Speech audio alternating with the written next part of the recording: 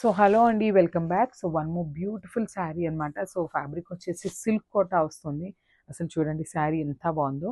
Baby pink కలర్కి red కలర్తో అయితే మ్యాటీ రెడ్ కలర్తో పేరప్ చేశారనమాట. బార్డర్ అయితే మంచి కలర్ కాంబినేషన్. అసలుకి బేబీ పింక్ అండ్ లావెండర్కి మధ్యలో ఉందండి. కంప్లీట్ లావెండర్ కాదు, కంప్లీట్ బేబీ పింక్ కాదు, మిడిల్లో తీసుకున్నారనమాట. అండ్ కంప్లీట్గా కూడా శారీ అంతా ఓవరాల్ వీవింగ్తోనే ఉంటుంది. చూసారు కదా, జాల్ డిజైన్ లాగా ఇచ్చారు.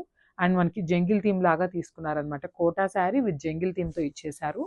Beautiful sari. And coming to the borders చూడండి, షోల్డర్ బార్డర్ అనేది మనకి ప్యారెట్తో అయితే పేరప్ చేశారు, followed by the khadi border.